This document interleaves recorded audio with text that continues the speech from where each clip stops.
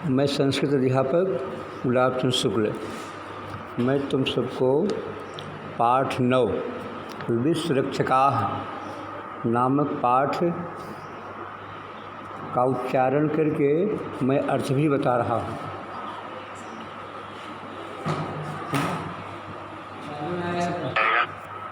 पुनः बता रहा हूँ, इसको ध्यान से सुने और देखें। पुरा मानवा कपिरूपा आसन। पुरा माने बहुत समय पहले, मानवा मनुष्य, कपिरूपा आसन। कप माने बंदर, रूप माने रूप या समान, आसन माने थे। बहुत समय पहले मनुष्य बंदर के रूप में थे। तदानीं मानवः वन्य पशुभिः सह वसन्ति स्म। तदानीं उस समय मानवाः मनुष्य वन्य पशुभिः सह जंगली पशुओं के साथ वनेषु एव वसन्ति स्म, वनों में ही रहते थे। उस समय मनुष्य जंगली पशुओं के साथ वनों में ही रहते थे। शनैः शनैः सभ्यतायाः विकासः अभवत्। शनैः शनैः धीरे धीरे सभ्यतायाः सभ्यता का विकासः अभवत्, विकास हुआ। धीरे धीरे सभ्यता का विकास हुआ। कपिरूपाः मानवः मानव रूपे परिणताः। बंदर के रूप में मानवाः मनुष्य मानव रूपे मनुष्य के रूप में परिणताः परिणत हुआ, अर्थात परिवर्तन हुआ। कप के रूप में मनुष्य बाद में मानव के रूप में परिवर्तित हुआ, बदला या परिणत हुआ। अधुना इमे मानवाः वनेषु एव ग्रामाणां निर्माणं कर्तुम् आरभन्ते।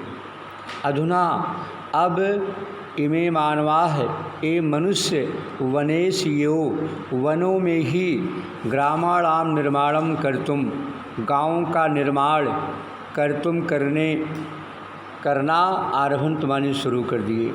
अब ये मनुष्य वनों में ही गाँव का निर्माण करना शुरू कर दिए। ग्रामाणां निर्माणं कर्तुम सन्नद्धा अभवन्। ग्रामाणां निर्माणं कर्तुम गाँव का निर्माण करने के लिए सन्नद्धा अभवन्, लग गए या जुट गए। वृक्षाणां वनानां च लाभान् विस्मृत्य। वृक्षों और वनों के लाभ को विस्मृत भुलाकर ते तेषां विनाशं कर्तुं प्रवृत्ताः अभवन्। वे उनका विनाश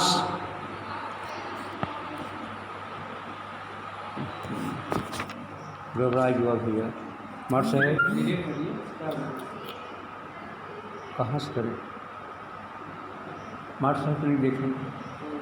अरे तारी कहाँ से, अरे भैया कहाँ से बीच में चला गया क्या? वो जो पढ़ रहे थे ऑन हो गया शुरू से नहीं वहीं उसी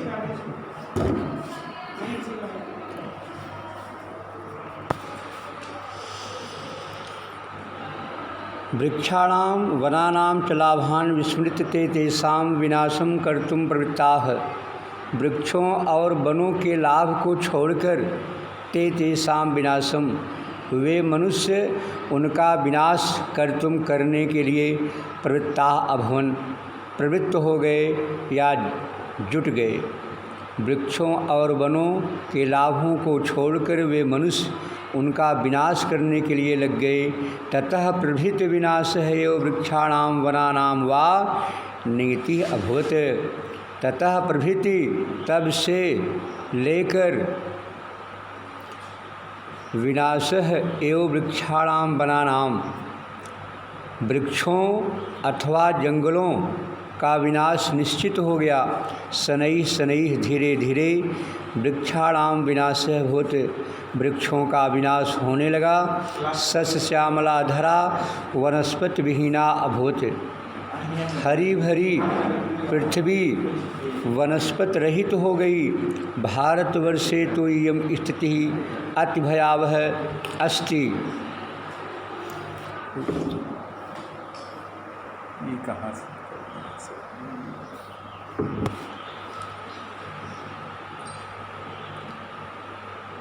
धीरे धीरे वृक्षों का विनाश होने लगा।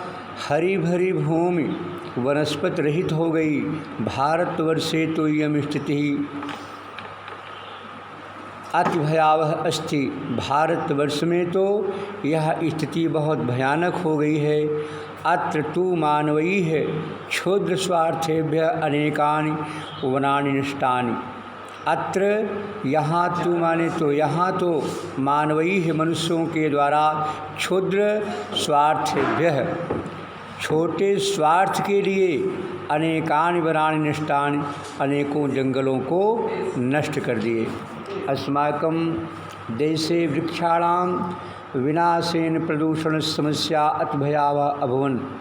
अस्माकं देशे हमारे देश में वृक्षाणां विनाशेन वृक्षों के विनाश से प्रदूषण समस्या प्रदूषण की समस्या अति भयावह अभवत अधिक भयानक हो गई।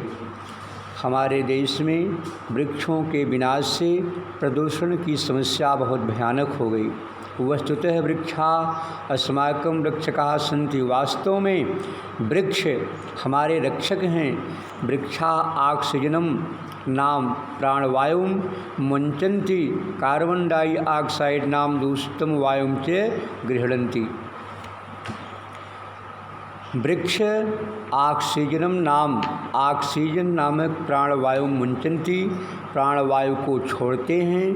कार्बन डाइऑक्साइड नामक दूषितम वायु कार्बन डाइऑक्साइड नामक दूषित वायु को ग्रहण करते हैं।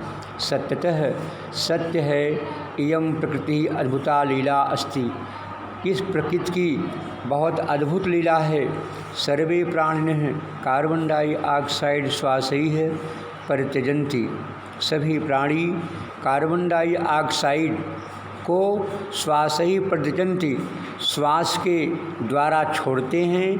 किंतु वृक्ष इदम दूषितम वायुं इस दूषित वायु को ग्रहण करके प्राणवायु परिवर्तयन्ति प्राणवायु में परिवर्तित करते हैं। प्रतीते जतवायोः संशोधनाय एव ईश्वरः वृक्षरूपाणि यंत्राणि अर्चित।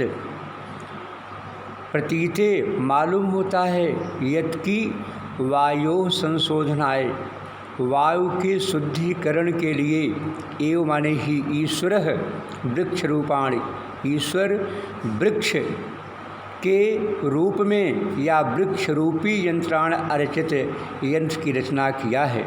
मालूम होता है कि वायु के शुद्धिकरण के लिए ही ईश्वर ने वृक्ष रूपी यंत्र की रचना किया है। यदि इमे वृक्षाः यदि ये वृक्ष न भवन्तु ना हों तो संपूर्ण विश्व में कार्बन डाइऑक्साइड नामक प्राणघातक वायु परिपूर्ण भविष्यति परिपूर्ण होगा। संपूर्ण विश्व में कार्बन डाइऑक्साइड नामक प्राणघातक वायु परिपूर्ण होगा। एन सर्वे प्राणिनः जिससे सभी प्राणी काल कवलिता भविष्यन्ति काल से युक्त हो जाएंगे। अधुना इमान तथ्यान विस्मृत्य अब इन तथ्यों को विस्मृत्य भुलाकर जनाः वनानां विनाशे प्रवृत्ताः सन्ति लोग वनों के विनाश में लगे हुए हैं। इस समय इन तथ्यों को भुला करके मनुष्य वनों के विनाश में लगा हुआ है। वृक्षाः अस्मभ्यं केवलम ऑक्सीजनमेव न ददाति। वृक्ष हमें केवल ऑक्सीजन ही नहीं देते हैं प्रत्युत बल्कि एते औषध रूपेण अप्रयुक्ता भवन्ति ये औषध के रूप में भी प्रयुक्त होते हैं। वृक्षाणां मूलैः वृक्षों के जड़ों से त्वचा पत्रैः पत्ते पुष्पैः पुष्प फलैः फल च और औषध निर्माणं भवति औषधि का निर्माण होता है। वृक्षों की जड़ों से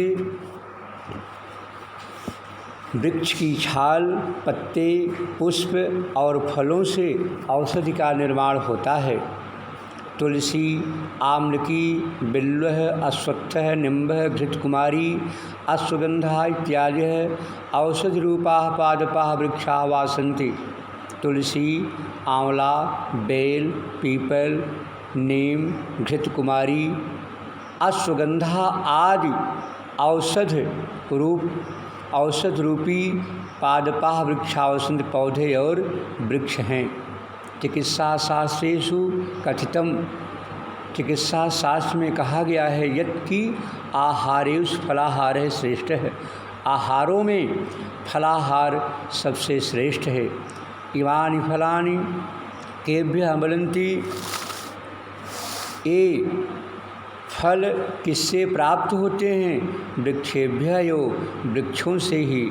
विविधा शाखाः व्यंजनानि च वृक्षेभ्यः एव प्राप्यन्ते, अनेक प्रकार की सब्जियां भी वृक्षों से ही प्राप्त होती हैं।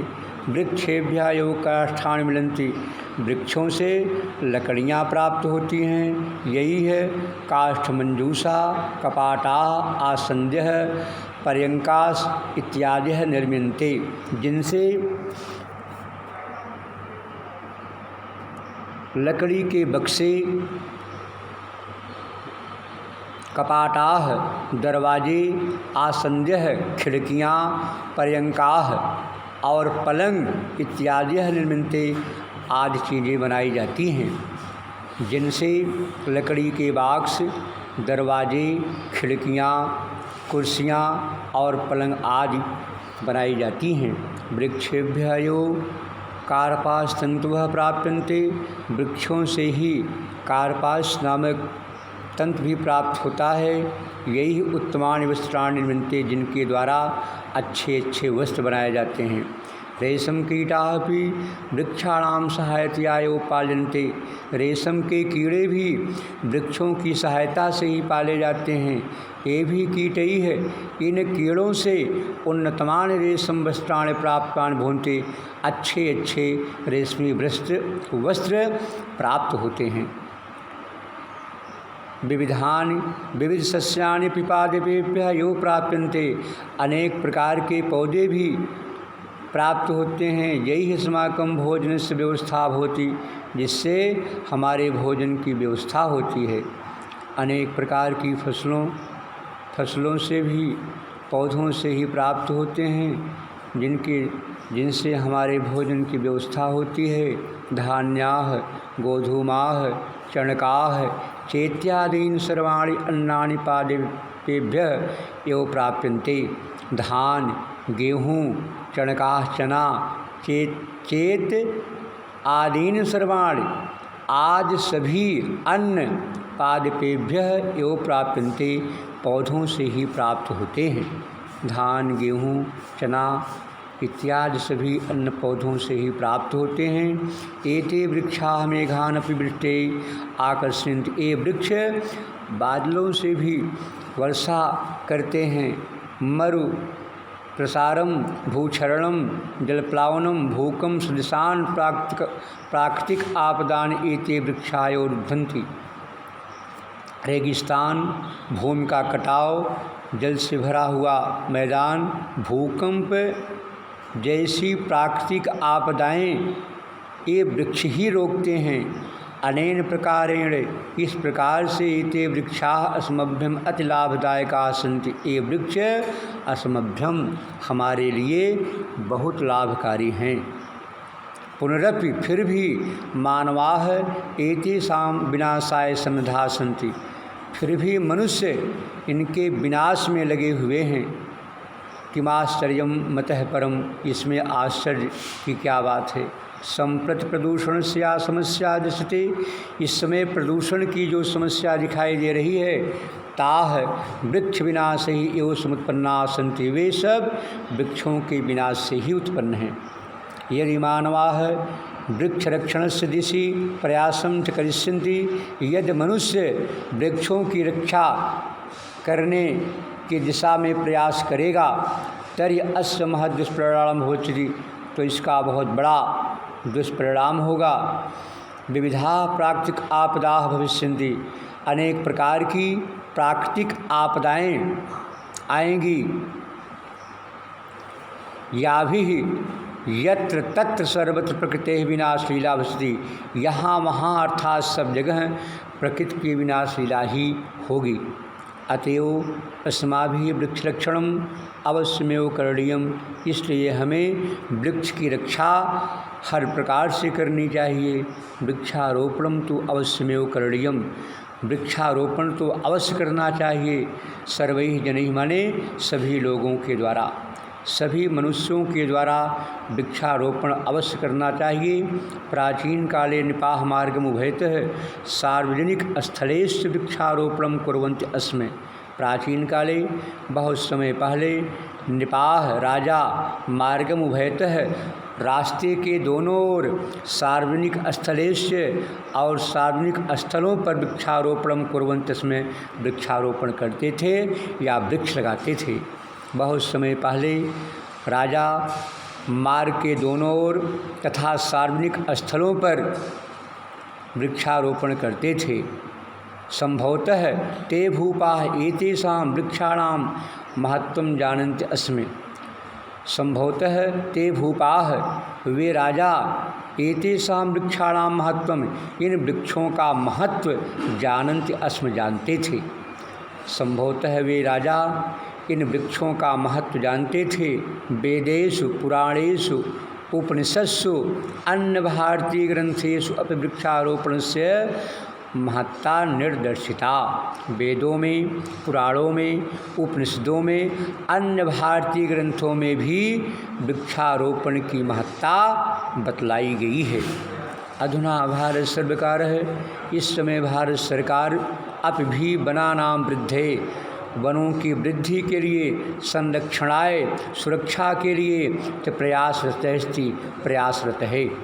इस समय भारत सरकार भी वनों की वृद्धि और उसकी सुरक्षा के लिए प्रयासरत है। वन महोत्सव भी अस्याम दिशि एक महान प्रयास अस्ति। वन महोत्सव भी इस दिशा में एक महान प्रयास कर रहा है। अयं महोत्सव प्रतिवर्षं जुलाई मासे आयोजन्ते, यह महोत्सव हर वर्ष जुलाई के महीने में आयोजित किया जाता है। अस्मिन् अवसरे, इस अवसर पर ग्रामेषु, विद्यालयेषु, सार्वजनिक स्थलेषु च वृक्षारोपणं क्रियते। इस अवसर पर गाँवों में, विद्यालयों में और सार्वजनिक स्थलों पर वृक्षारोपण किया जा रहा है। अस्माभिः अप इयं प्रतिज्ञा करणीया, हमें भी यह प्रतिज्ञा करनी चाहिए यत्कि संपूर्ण जीवन काल में अहम 50 वृक्षान वपिष्याम, मैं 50 पेड़ों को लगाऊंगा। हमें भी यह प्रतिज्ञा करनी चाहिए कि संपूर्ण जीवन में मैं 50 वृक्षों को लगाऊंगा। इमाम प्रतिज्ञां च कार्य रूपे परिणता कर्तव्या, यह प्रतिज्ञा कार्य के रूप में परिणत कर देना चाहिए। तदैव इयं भारत भूमि, तभी यह भारत भूमि सस्य श्यामल रूपे, हरी भरी फसल के रूप में सुरक्षिता भविष्यत, सुरक्षित रहेगी। और विश्व कल्याणम च भविष्यति, और विश्व का कल्याण होगा। जिस तरह से मैंने पढ़ाया है इसका उच्चारण करके ठीक इसका अर्थ अपना पढ़िएगा, देखिएगा। और एक्सरसाइज जो कल भेज दिया गया है उसको भी अपने बुक में करके इसकी तैयारी आप करेंगे। धन्यवाद।